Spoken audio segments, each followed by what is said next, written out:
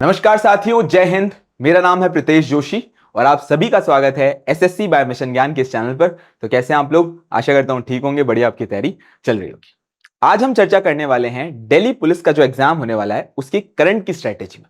हम सभी को पता है कि साहब अगर पूरी की पूरी जीएस की बात करें तो 50 क्वेश्चन हमें जीएस के देखने को मिलेंगे और इन 50 क्वेश्चनों में से 12 क्वेश्चन के आसपास अगर मैं कहूं तो आपके करंट के आएंगे। अब अगर मैं इन करंट के क्वेश्चंस की बात करता हूं तो ये अपने आप में बहुत ज्यादा डिसाइडिंग फैक्टर है। और मैं अगर अंत समय की बात करता हूं कि जितना भी समय हमारे पास बचा हुआ है, स्टैटिक तो कुछ भी पूछा जा सकता है लेकिन करंट बिल्कुल सीमित होता है। एक साल का जो करंट है वो पूर्णतः यहां पर पूछा जाता है। तो भैया एक साल का करंट अफेयर हमारे पास क्या ऑप्शन है? एक तो ऑप्शन है कि साहब जितनी भी इंपॉर्टेंट तौर पर करंट अफेयर की मैगजीन है उनको लेकर आए और पढ़ते रहे। पर क्या उनसे चीजें याद होंगी? नहीं, याद नहीं होंगी। तो अपने को यहां पर इंपॉर्टेंट तौर पे ध्यान रखना है कि जो लास्ट 6 महीने के करंट अफेयर्स हैं, स्पेसिफिकली अगर मैं बात करूं तो लास्ट 6 महीने के करंट अफेयर्स हैं उनके ऊपर अपने को 70% टाइम देना है, 70% टाइम देना। और बचे हुए 6 महीने के करंट अफेयर्स हैं उन पे हमें 30% टाइम जो है वो पूरी तरीके से देना है। ये बात बिल्कुल ध्यान रखना कि 6 से 8 महीने के करंट अफेयर्स अपने को फोकस करते हुए चलने हैं, चीजों को अपने बार बार याद करते हुए चलने। पर अगर मैं एक आकलन करूं तो मुझे ये देखने को मिलता है कि करंट अफेयर में अपने आप में बहुत सारी चीजें हैं। और एक मैगजीन, अगर मंथली मैगजीन भी अपन उठाते हैं तो उसमें भी 150 से 200 पन्ने हैं। 150 से 200 पन्ने सबको याद करना है? तो साहब बिल्कुल ऐसा नहीं करना है। तो फिर क्या करें? अब मैं आपके सामने कुछ इंपॉर्टेंट टॉपिक्स रखता हूं, उनको कैसे याद करना है, क्या क्या चीजें करनी है, उनके बारे में अपन चर्चा कर लेते हैं कि भाई किस तरीके से हम करंट अफेयर के कुछ इंपॉर्टेंट टॉपिक्स के बारे में चर्चा कर लेते हैं। देखो, सबसे पहला और इंपॉर्टेंट टॉपिक है वो है अवार्ड्स।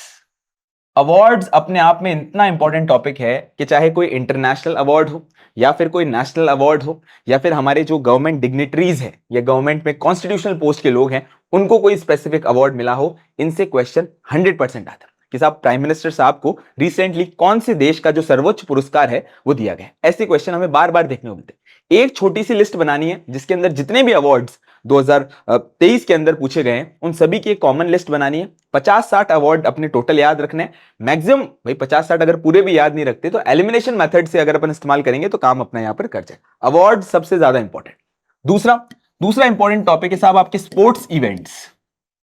कौन से? Sports events. अब स्पोर्ट्स इवेंट्स तो बहुत सारे हो रहे हैं लेकिन आपको क्या ध्यान रखना है, जो अपने करंट के अंदर है, जैसे एशियन, भारत का साहब बहुत अच्छा जो है वो यहां पर प्रदर्शन रहा, तो एशियन गेम्स पे आपको ध्यान रखना है। अभी वर्ल्ड कप चल रहा है तो आपको इसके ऊपर ध्यान रखना है। जो टेनिस है, टेनिस फेवरेट है एसएससी का, उसके ऊपर आपको ध्यान रखना है।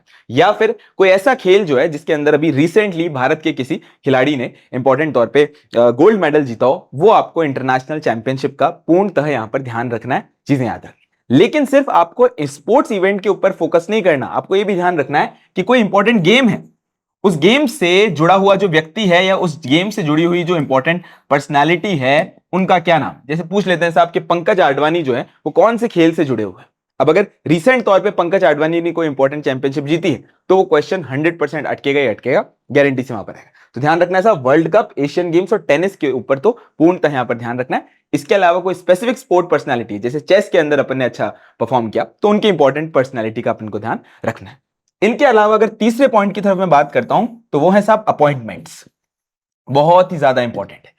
आपको ध्यान रखना है साहब कि कौन कौन से इंपॉर्टेंट अपॉइंटमेंट्स हुए हैं कॉन्स्टिट्यूशनल पर्सनालिटीज के तौर पे, कि साहब अगर किसी स्टेट के गवर्नर बने हैं या किसी स्टेट के कोई सीएम बने हैं रिसेंटली, या फिर हमें देखने को मिला है कि साहब कोई कैग चेंज हुए हैं या फिर अपने इलेक्शन कमीशन के अंदर कोई लोग ऐड हुए हैं, तो ये सारी की सारी चीजें आपको ध्यान रखनी है। स्पेसिफिकली अगर मैं बात करूं तो जो कॉन्स्टिट्यूशनल पोस्ट के लोग हैं उनकी तो चीजें आपको बिल्कुल टिप्स के ऊपर होनी चाहिए, चीजें अपनी 110% ध्यान रखनी चाहिए।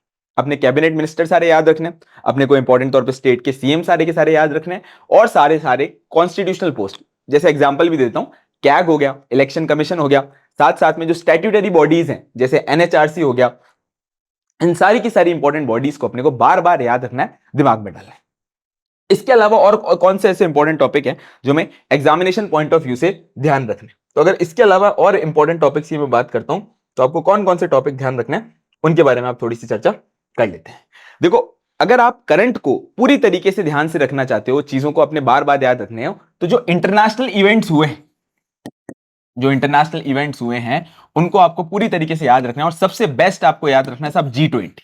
G20 को तो अपने को घोट के पी लेना है साहब। G20 के अंदर इंपॉर्टेंट कौन कौन से एग्रीमेंट हुए या किस किस जगह पर कौन कौन सी इंपॉर्टेंट इवेंट हुए, उन सभी को बार बार याद रखना है, अपने दिमाग लगा के ऐड करना है। इसके अलावा अगर इंपॉर्टेंट बात करता हूं तो अगर किसी भी इंपॉर्टेंट तौर पर कोई बुक है या कोई ऑथर है, वो आपको पूर्णतः याद रखना ही रखना है। आपको बुक और ऑथर जो है वो इंपॉर्टेंट तौर पे याद रखना ही रखना है। अभी रिसेंट में नोबेल प्राइज बहुत ज्यादा इंपॉर्टेंट है। एक क्वेश्चन हर शिफ्ट के अंदर नोबेल प्राइज से जुड़ा हुआ पूछा ही जाएगा कि साहब ये इंपॉर्टेंट नोबेल प्राइज जो है वो किसके लिए मिला है, किसको मिला है, कौन सी कंट्री से वो ओरिजिनेटेड है। ये सारी की सारी बातें आपको यहां पर थोड़ी ध्यान रखनी है। अब अगर अपन आगे बढ़ेंगे और ऐसे कौन से टॉपिक्स हैं जिनके ऊपर अपने को चर्चा करनी है, तो देखो भाई, और इंपॉर्टेंट टॉपिक्स की मैं बात करूं तो जो नेशनल स्कीम्स हैं वो अपने लिए बहुत ज्यादा इंपॉर्टेंट है। नेशनल स्कीम्स बिल्कुल वहां से पूछे जाएंगे क्वेश्चन, कौन सी स्कीम किससे रिलेटेड है। इसके अलावा किसी स्टेट की स्पेसिफिक स्कीम है जो बहुत ज्यादा बढ़िया परफॉर्म करनी है, उनके ऊपर क्वेश्चन आएंगे। और अगर मैं रिपीटेटिव क्वेश्चन की बात करूं तो आपको इंडेक्सेस से क्वेश्चन देखने को 100% मिलेंगे, और जो मिलिट्री एक्सरसाइज हैं उनसे सारे के सारे क्वेश्चन आपको देखने को मिलेंगे ही मिलेंगे। आप अगर पुराने पेपर को एनालाइज करोगे तो फेवरेट क्वेश्चन है वो है डेज। जितने भी इंपॉर्टेंट डेज है रिसेंट में उन सबको आपको याद कर। अब आप बोलोगे सर ये तो सारे के सारे टॉपिक बता दिए। नहीं, ऐसे बिल्कुल सारे टॉपिक नहीं है। अपने को 6 टॉपिक्स के ऊपर फोकस करना है। स्पोर्ट्स पर्सनालिटीज पढ़ लेंगे अपन इंपॉर्टेंट तौर पे, नेशनल स्कीम्स पढ़ लेंगे, इंडेक्सेस पढ़ लेंगे, मिलिट्री एक्सरसाइजेस पढ़ लेंगे, और साथ साथ में बुक्स एंड ऑथर को पढ़ लेंगे। लेकिन जो ब्रॉड बेस के हिसाब से हैं, जो बार बार कॉमन तौर पे देखने को मिल रहे हैं कि अखबार में भी देख लिया, अपने इंपॉर्टेंट मंथली मैगजीन में भी देख लिया, तो अपने को यहां से चीजें बिल्कुल क्लियर हो जाएंगी, चीजें अपने वहां पे याद रह जाएंगी। अब ये जो 12 क्वेश्चन का खेल है ये इन्हीं दिनों के अंदर पूरी तरीके से कंप्लीट हो सकता है। और दूसरे लोग जो बढ़िया तैयारी कर चुके हैं, आपकी तैयारी में अगर कमजोर हो थोड़े, तो ये जो बचे हुए दिन है, अगर आप करंट अफेयर पे ज्यादा फोकस करते हो तो निश्चित तौर पर जो है आपका रोल नंबर जो है वो दिल्ली पुलिस की उस फाइनल लिस्ट में जरूर होगा, ऐसा हम आशा करते हैं। चलिए, तो आशा करता हूं ये सेशन आपको अच्छा लगा होगा।